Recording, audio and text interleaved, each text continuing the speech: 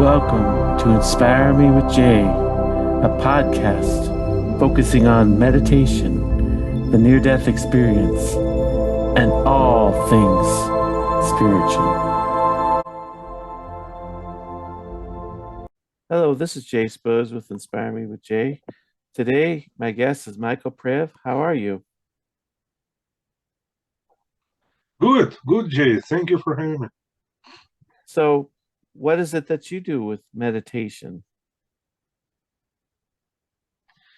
Well, I've been doing the research since 1987 into different religions, and mostly I am interested in healing and extrasensory perceptions and so forth.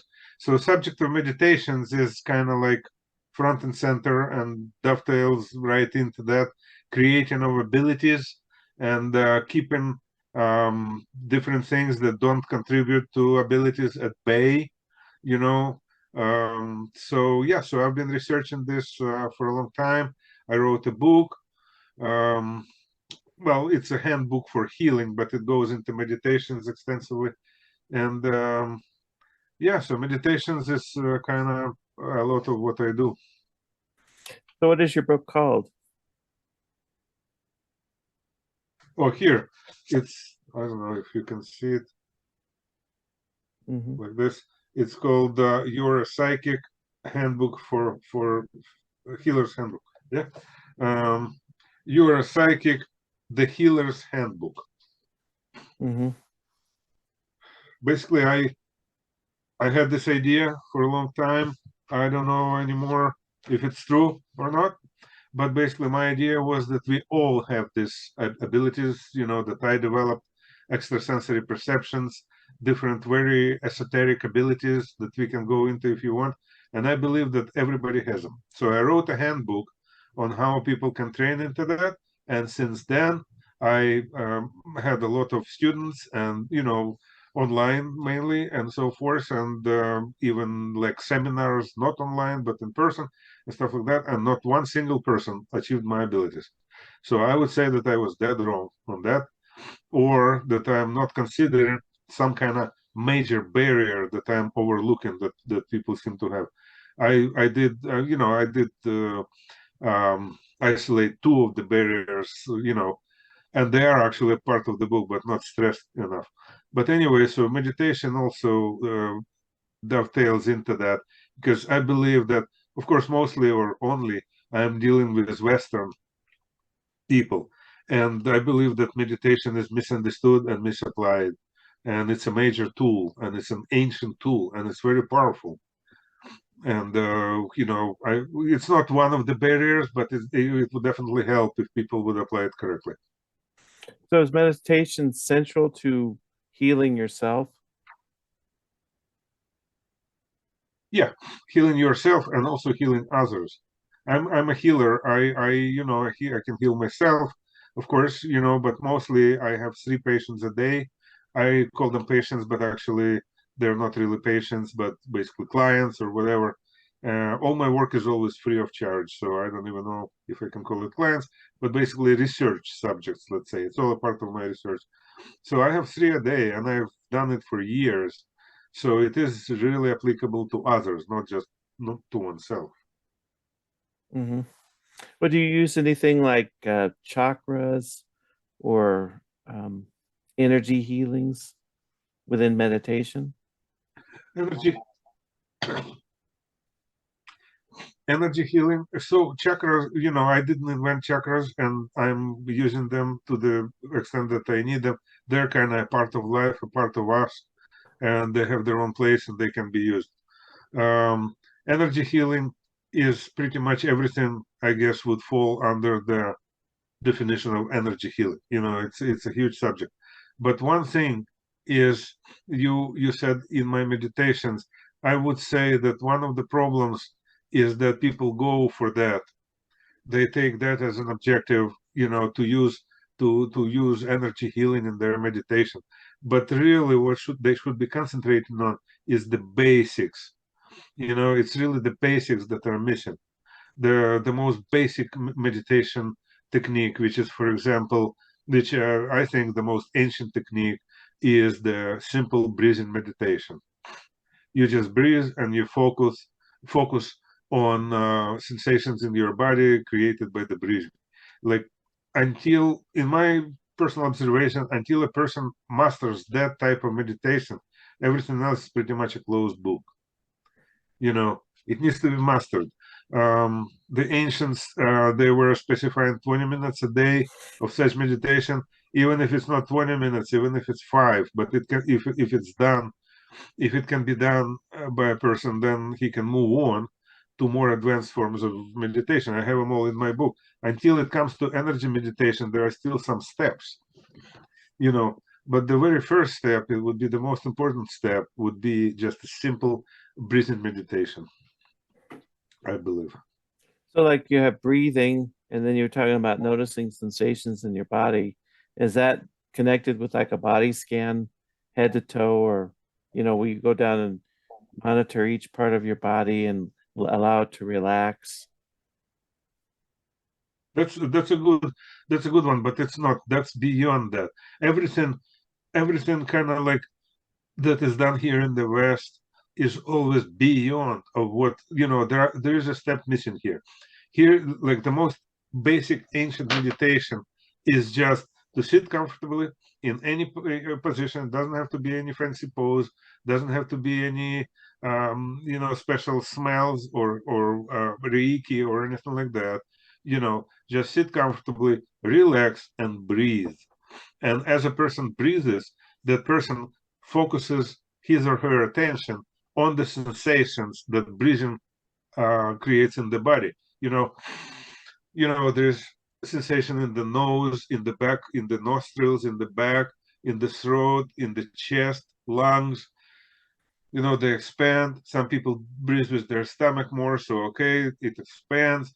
Shoulders maybe lifting a little bit. Okay, then exhale, and all the sensations connected to that, and nothing else at all. Nothing. What it creates is the basic form, the most important form of consciousness for meditation, which is called the absence of thought.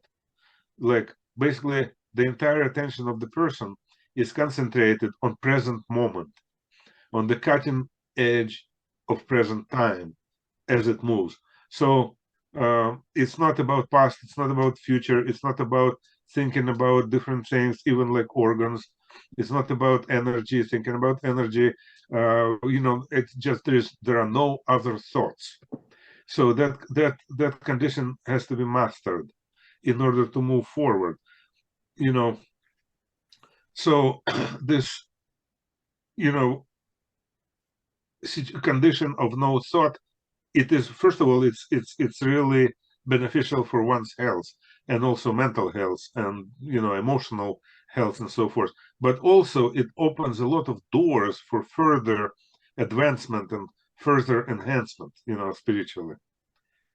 Without mastering this, everything becomes difficult. Then it kind of starts degenerating into just listening to YouTube frequencies on YouTube and stuff like that, and it has nothing to do with anything. So just basically what I'm talking about is the basics. Mm-hmm. So I've listened to some of those frequencies on YouTube. You don't think they're very helpful? No, I mean, they can be helpful to the degree that you put your attention on those frequencies and don't basically don't get distracted by anything else. Like, again, the basic idea of meditation, especially like on the lower levels, is to put your attention on present time. So those frequencies are in present time.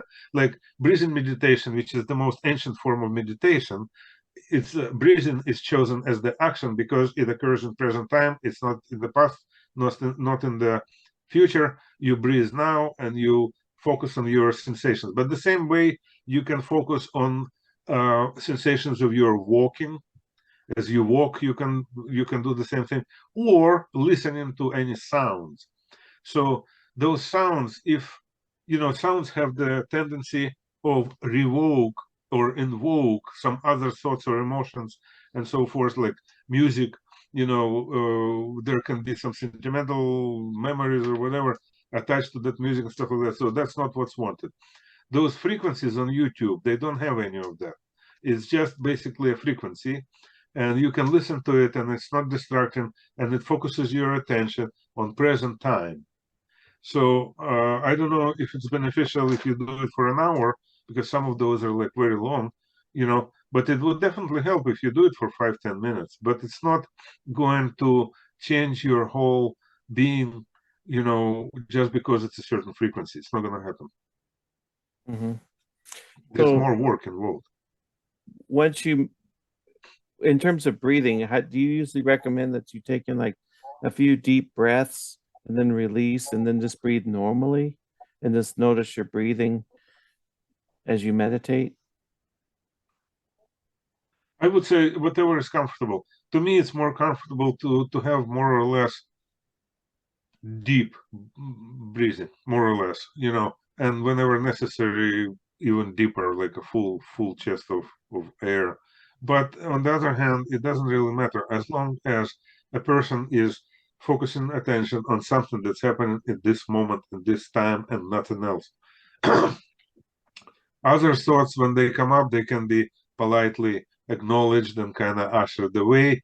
And the condition that we go for basically is no thoughts at all, just thoughts of breathing and concentrating on that. That's what we go for. That is extremely valuable. That is very healing. With that thing, you can handle almost anything if it's consistently used. It's not a one-time thing, but if you use it consistently, all kinds of chronic illnesses and everything will start disappearing little by little. So what do you think about like using music in meditation? Do you find music helpful or a distraction? Music is well, like I said, some music can be destructive just because it invokes some memories or some emotions, and you don't want that during meditation. It's not like what you're going for. You're going the absence of everything. But music basically is a harmony, and harmonies are extremely useful. Basically, you can say that sickness is disharmony and health is harmony. So harmonies are pretty simple. Like music, is complex, and some of it, like Metallica or something, they don't have a lot of harmony. But basic harmonies are definitely good. They're good for meditation, and they're good for like in general, just to concentrate your attention on. If there is a visualization meditation, which is, like I said, it's more advanced, and it shouldn't be like, basically the basic emphasis should be on simple breathing meditation until it's mastered. But there is a form of meditation where you take that harmony, that musical harmony, and visualize it coming in through the top of your head and permeating your whole body and moving down, down, down, and out through the feet. That harmony in itself will heal things. It will help. It can reduce pain or even eliminate pain. It's valuable. And also different types of illnesses, such as, for example, MS, like very, very, very, serious and dangerous and important um, diseases and illnesses, and dysfunction of different things like that, respond extremely well to harmonies. That's why shamans in the old days, and other healing doctors, the ancients, they used some kind of singing with it, So yes, but like I said, music can also have an opposite effect of sticking you right back into some, like, situation from the past, loss of a loved one or whatever. It's not really what's needed during meditation. Mm-hmm. But most of the music, like the meditation music, where it's very ambient, kind of sometimes what they call new Yeah, age music, would probably be more in line with the kind of music you're recommending, I think. yeah, yeah. Something that's melodic and and has it's not harsh to your ear. It's like something gentle and nice. Yeah, it should be good. So you're talking about Yeah. like once you master breathing, do you go into things like visualization at that point? Yeah. Well, after what I recommend in my book is after you master breathing, which doesn't have to take long, but basically a person has to be able to keep his own thoughts under control. It's in order to advance spiritually, in order to get somewhere, to wherever they want to go. But wherever they want to go, they still need to keep their thoughts under control. So this disconnection of the thought process, even temporarily for a few minutes every day and so forth, is very beneficial for that. So the second um, um, I think the second meditation that I have in my book in here is a simple thought meditation is what I have. A simple thought meditation. So the idea is that now that the person is more or less in control and in charge of their own thinking process, they can do some kind of basically a simple thought meditation, which is basically taking a thought and putting that thought in different parts of their body. um, let's say, for example, or the next step would be putting it somewhere else outside of the body. But basically, that would be the next. After that, so that's still not energy, that's thought.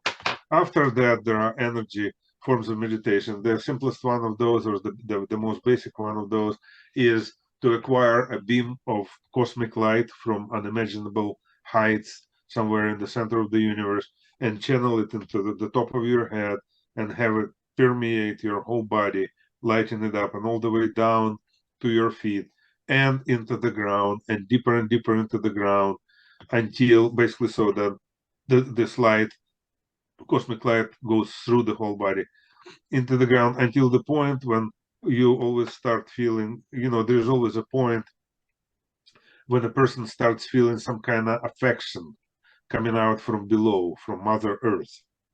So that can be quite deep because of the cultured layer that we have, and who knows what our houses are built on top and so forth. But under that, where you have some native lands and soil and bedrock, you start getting this faint feeling of affection that's coming from it, which ancient people, believed that earth loved them and they were worshiping earth and stuff like that, because there is this feeling. So the light from above is also basically affection, kind of like it can be interpreted as love.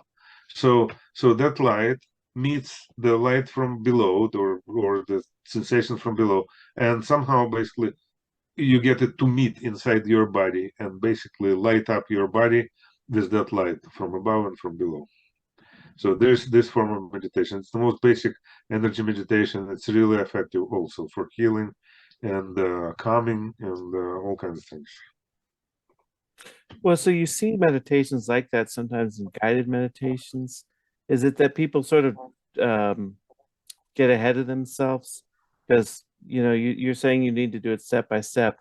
Get the breath, get the thought, get the energy, but don't try to like jump Yeah. it all at once. Like the first time you ever meditated, you're mixing up all these different things at one time. It just may not work for you. Is that what you're saying? Yes, unfortunately, not only it may not work, but it may actually uh, kind of, convince you that it doesn't work. Because, so then you talk to somebody and, about meditations, and they say, oh, all this new age crap, this is nothing, it doesn't work. you know well, it doesn't work because you have to do it gradually. There are other reasons why it may not work, but basically it is true that it has to be done gradually. If you um, really master the art of meditation and visualization, the next step after, I'm just saying where it all leads. The what comes after that is remote view and remote view healing. It's really, really esoteric stuff that comes after that. All of it comes out from meditation. So, if you jump on the bandwagon at some point along the way, and it's a pretty advanced way, chances are it's not going to work, because it has to be started from the beginning. That's kind of the situation. So it discourages people, and it also creates some crazy ideas that somebody sitting behind the wheel. I had a guy recently, when he's sitting behind the wheel and he kind of starts spacing out and passing out, getting hypnotized by the road and by the buzz of the engine and little ups and downs motions and so forth. So he calls that meditation. So there's nothing meditative about it, kind of thing. It's not going to lead to any advance spiritually. Basically, it's just basically being slightly hypnotized. That's all that's happening. So meditation is getting a bad name, or meditation is getting a wrong name. Of course, that would all be handled if people would start from the simplest and progress toward the more complex. Or do you sometimes just have to go back to the breathing, like have a meditation session where that's all you're doing, even when you get more advanced, just to sort of go back for a meditation? Yeah. Always. It always has to start from that. It doesn't have to be a session, but just a few seconds, maybe just 3 or 5 breaths, like deep breaths. Concentrating on the sensations that breathing creates.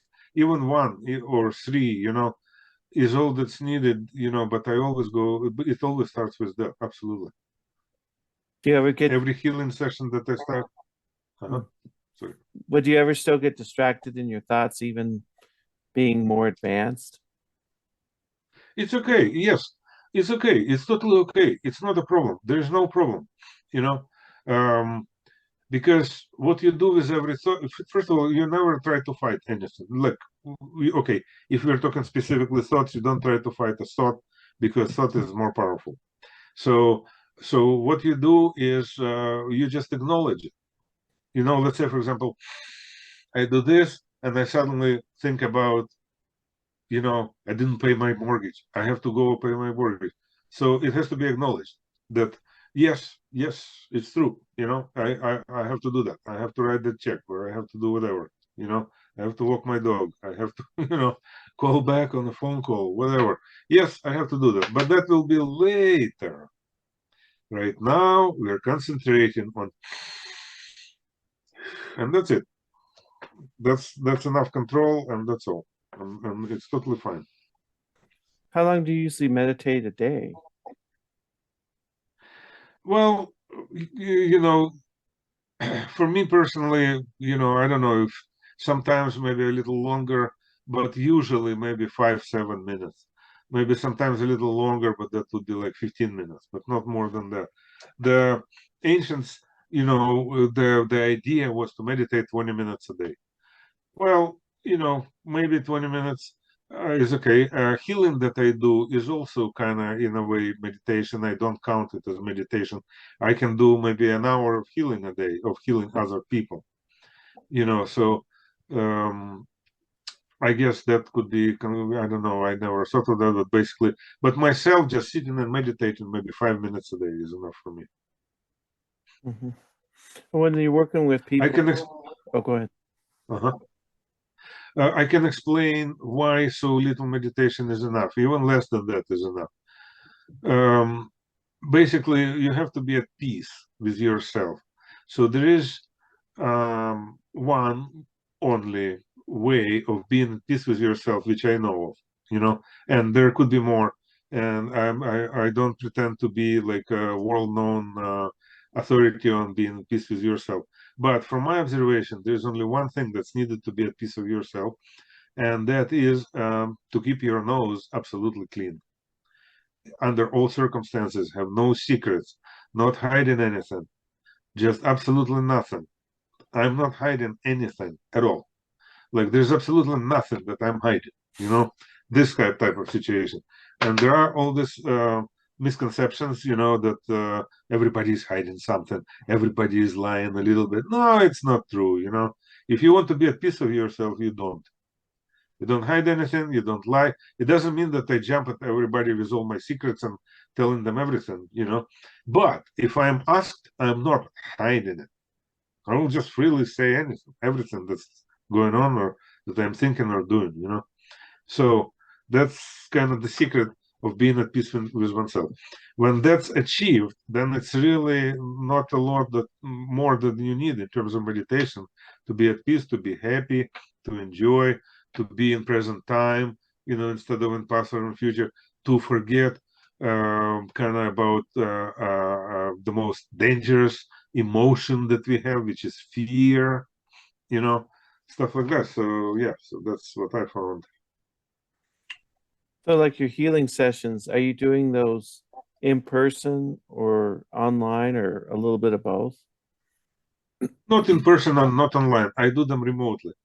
Online usually is how people find me, and they say, well, either they say something like, I have this horrible arthritis and I like gardening and I can't really work my hands anymore. They're like completely useless.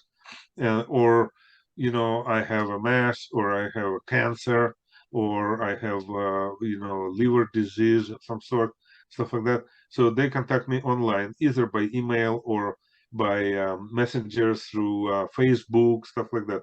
So they find me and ask me to help. Or in other situations would be when they contact me for somebody else. Like my husband has stage 4 pancreatic cancer. Is there anything you can do? You know. So now I don't know any of these people. There are rare exceptions when somebody I actually know ask me. But for the most part, I don't know any of these people, and oftentimes I don't even know where they are, or I don't even know their names. Like, for example, let's say the name of the lady who contacted me is Claire, but I never learned the name of her husband, who I'm actually healing, and I don't know where they are.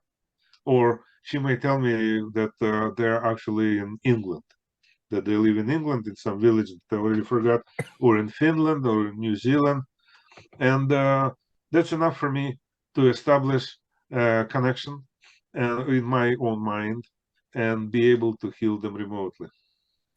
So, do they know when you're And healing them remotely? well, I tell them, sure. I Mhm. tell them that I'm going to be healing them. I'm going to be working on them this evening, and I work on them this evening. Or that I'm going to work on them in the next 3 days, and I want them to contact me again in 3 days and tell me how they feel, something like that. Mhm. Have you had a lot of success? Yeah, it's always successful. I'm always successful. It used to be um, when I was starting, it was hit and miss and stuff. I was still developing my methodology and stuff. Um, it used to be that I had some failures. I couldn't treat MS, for example. It was one of the most difficulties, MS and ALS. They're kind of like similar in a way. But anyway, it's not really cancer. But everything else is successful. The only question is, um, here's the question. It's successful, but it's usually successful temporarily.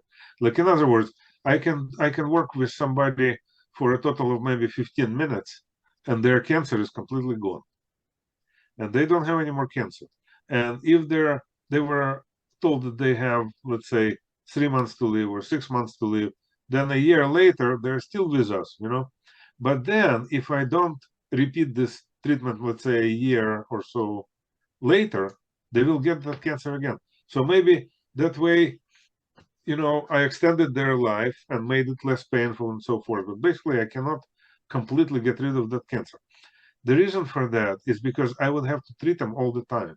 And I don't have time and I don't have energy or anything for that. But basically, it would have to be recurring, recurring, recurring. Because just the way I got rid of those cancer cells once, I can do it again and again. But if I don't do it, it will come back.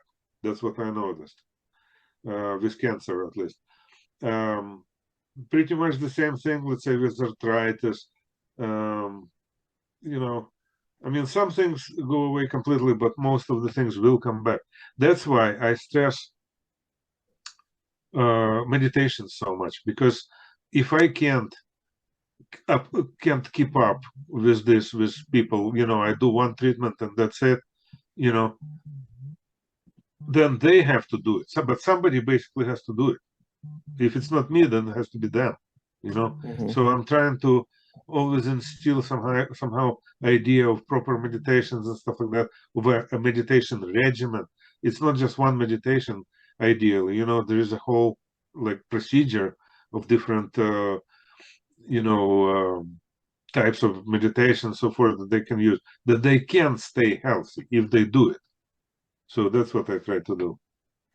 So when you do like a remote healing session for someone, what are the steps that you go through to remotely heal somebody?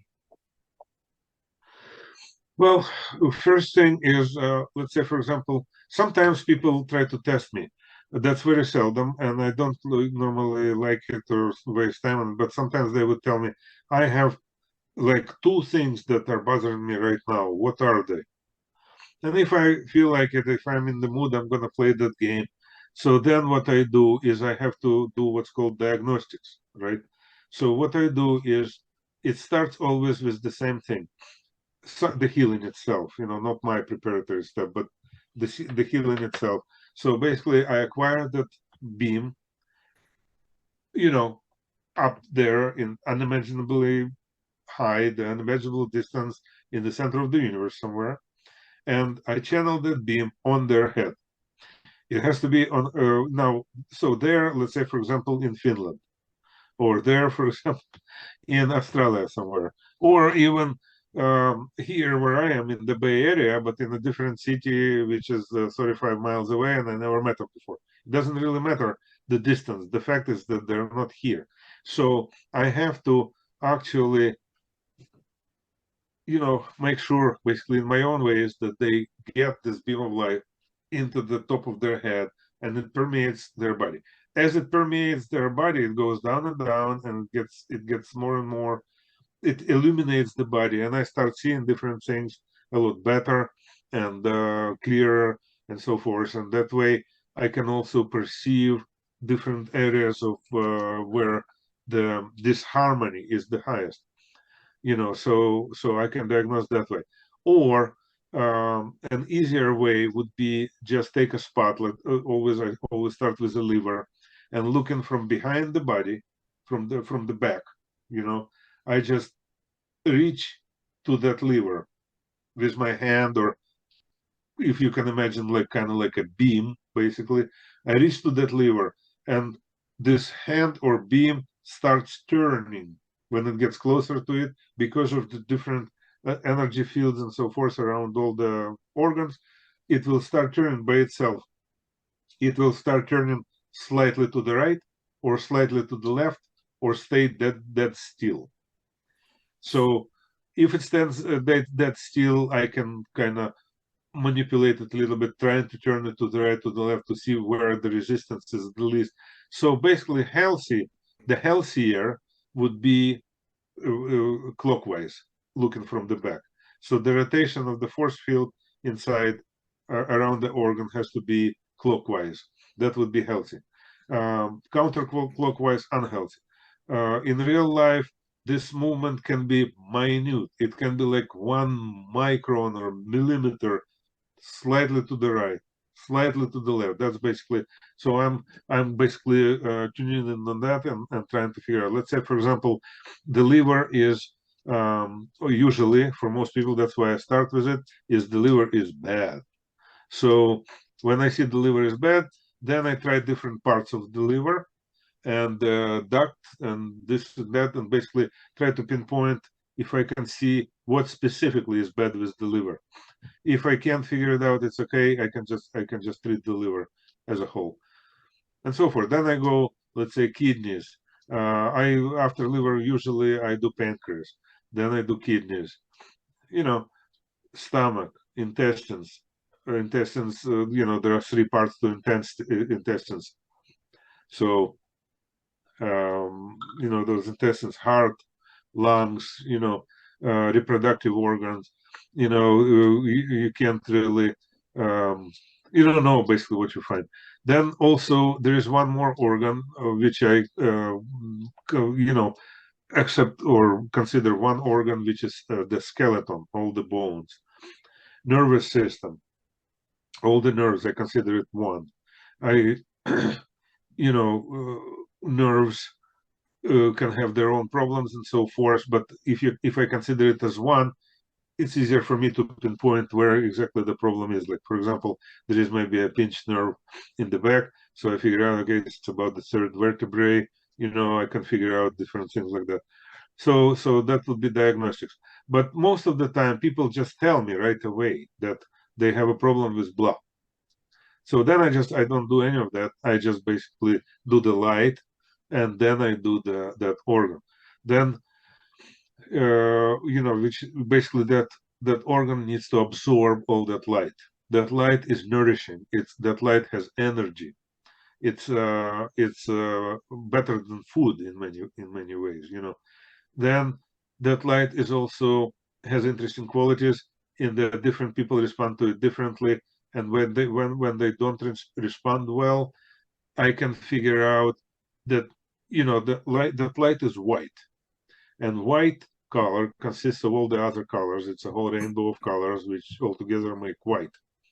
But some part of that spectrum is not accepted well by that particular body, and that is usually red.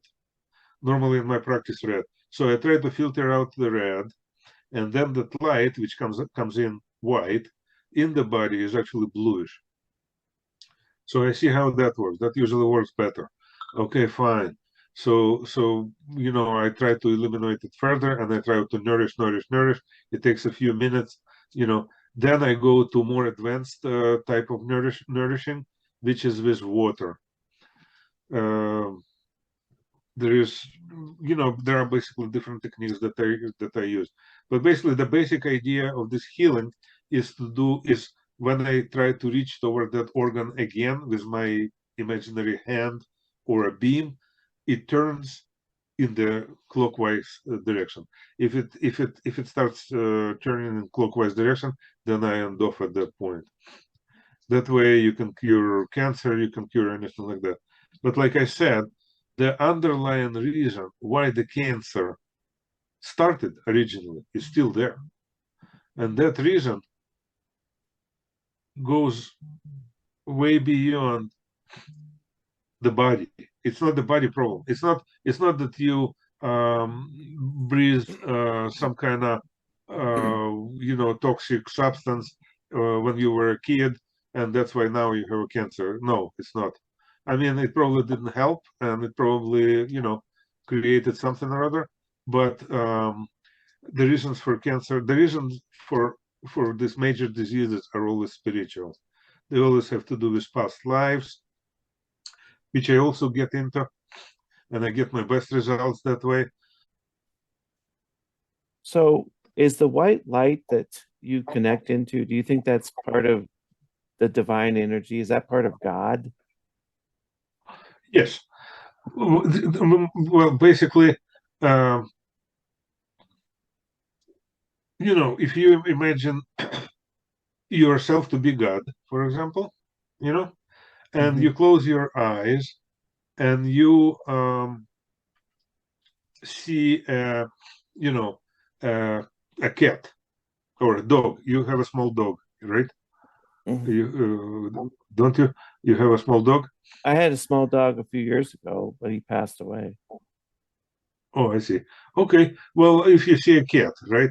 So you see a cat, you kind of made the picture of the cat, and now you made the picture of another cat, which is way over there. So the distance between these two cats would be space. But that space exists only in your mind.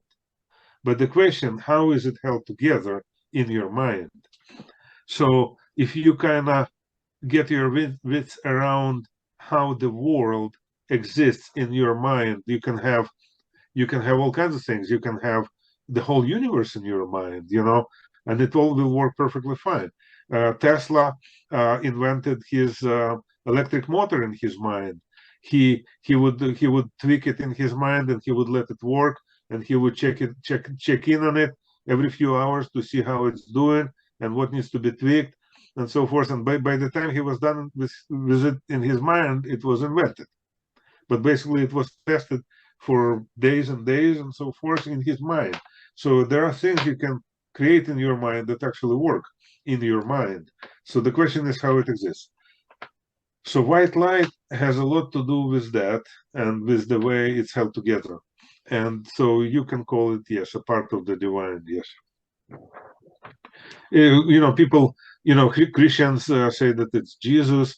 And for example, Manichaei religion, they didn't say it was Jesus. They were just worshiping the light itself. But basically, many religions recognize this white light, yes. Mm-hmm. Do you think your ability to heal is something that's unique to you, or is it something that anybody could potentially do? My background is in construction, and I am absolutely convinced, that this ability is not unique to me at all. And in fact, if somebody told me maybe 20 or 30 years ago that I would have this ability, I would just laugh. And I never even realized it was possible or that it existed, So I actually believe that everybody has disabilities, but they just need to be developed a little better, or more specifically, the barriers need to be taken out of the way. It's kind of like, I guess with eyes would be like if you wear a blindfold, so this blindfold has to be removed before you can see, type thing. But your ability to see is there, let's say, that you can see if you didn't have the blindfold on. So I always believe that everybody can do it, and I wrote this handbook to train people to do it, and so forth. But like I said, I did not achieve any success with training anybody to do it. I did get some progress along the way, and I have very good responses about this book and so forth. But nobody was able to become a remote viewer or healer.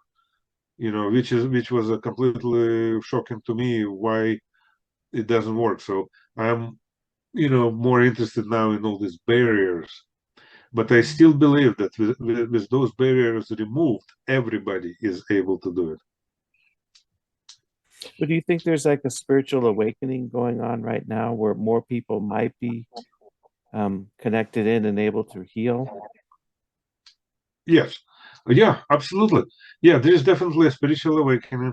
There is more people are interested, more people are doing like meditations. So meditations are key. Meditations are absolutely key, But like I said, I believe that meditations are not being done correctly, and they basically jump immediately to some more advanced forms of meditation when they should be doing,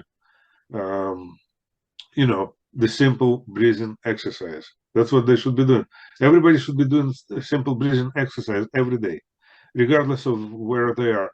Like I said, like for me, it's maybe 1 or 2 or 3 or 5 breaths is enough. Okay, but if somebody else needs 5 minutes, okay, that's fine. But that's what's needed before they can get into anything else. I read somebody sent me a description of a meditation where you envision that you walk on a beach and there is this wall, and in that wall there is a door, and you enter the door, and there are all these different things on the other side of the door.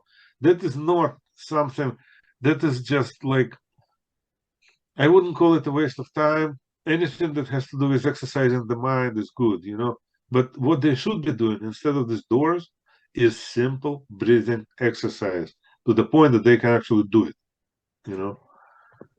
for any length of time. I'm not even saying 20 minutes. I'm not even saying 10 minutes. Maybe 2 minutes. It's okay, 2 minutes, but nothing else. Just simple breathing exercise in all its simplicity. When you do those healing sessions, does it take energy away from you? Like, does it drain you when you do remote healing? It's not so. It doesn't drain me, but it does make me sick. And I spent years developing defenses and some illnesses are more, are worse than others. Anything that has to do with cancer is really bad. It feels bad. It feels kind of disgusting, and it makes you sick. Some other things like MS or ALS makes you really sick. It creates all kinds of disbalances and so forth, and proper defenses are a must. And it's taken me years and years to develop those defenses, and I still don't totally, can't say that I 100% mastered the defenses. Mm-hmm. The problem here is the situation, which I don't know if it's, if it's a subject of this conversation or not, but basically the truth of the matter is the way I can immediately find somebody in my mind, a person who I never met and don't know where they are and so forth, is because we are actually all one. And we all interact here on the physical plane, in physical bodies and stuff like that, but we are not actually here. It's, this physical world is not native to us. We're not here, but that's where we kind of play and interact. But basically, we are actually all one, and being all one, healing a part of it, is kind of like, how can I say it? Let's say, for example, if I walk, then the whole body is taken part in that walking, right? Like, it's not just that my right foot is doing the walking and everything else doesn't. It's like the whole part is walking. So basically, since we are all one, I kind of feel like if I'm trying to work on a part of that one, which is, for example, it does backlash on me, because I am actually a part of the same thing. I don't know if it's clear, if I made myself clear, but basically that's the only way I can find and locate those all those people and so forth, is because we're all right here. We're all a part of the same I don't know, being, or I don't know how to explain it. But basically that's how that works. Mm-hmm. Yeah, but as far as draining in terms of energy, no. But in terms of getting sick, absolutely. So where can people reach you if they want to get in contact with you? Well, I'm on Facebook. Most people by Facebook. I also have email. I can give you my email. It's actually very simple. It's Michael, Michael, at michaelpriv.com. Michael Priv is spelled like this. It's my website is michaelpriv.com. One final word you'd like to leave with the audience? Well, actually, two. I would like to leave two. So one of the two major barriers in spiritual development and having things like law of attraction work and things like meditations work and so forth is to keep one's nose clean. That's what I mean by what I mean clean is that not for some Bible or some book written by who knows where, not like that clean, but clean for that person. Like another person, whatever a person does, he feels good about it, and he can talk to about it to anybody, and he doesn't worry about it, And as opposed to doing things that have to be hidden, that he has to, pretend, hide. In order to make these things work, you have to be all there, front and center, and not hiding and not pretending to be Brad Pitt or pretending to be somebody else, or like like here's this shy guy, but trying to pretend that he is like the life of the party and trying to pretend that he is shy or something. I mean, hide that he is shy or something like that. So then he is not actually all there. It's not him. It's a front that he put up. But in order for these things to work, it has to be him who is all there, not Brad Pitt, or some concoction of his imagination that he puts up in front because girls like it. That's just not how it works. So one has to keep their nose clean. Like if, for example, something needs to be justified or something needs to be explained, then that's not a good thing at all. Normal thing, things to keep my nose clean and to walk tall, that actually means that there is absolutely nothing to justify or explain. There's nothing to explain. Everything is very simple. When it gets complicated, that's where the problem is. So that's one thing. So there is a lot of benefit in that. A lot of illnesses have to do with that. Just like, it's a key point, And second is simple breathing meditation, just breathing and paying attention to the sensations breathing creates in the body for a few minutes a day is extremely beneficial for all kinds of purposes. That's basically what I would leave with people. Mm-hmm. Well, thanks for coming on the show today. Sure, Jay, my pleasure. My pleasure. Thank you.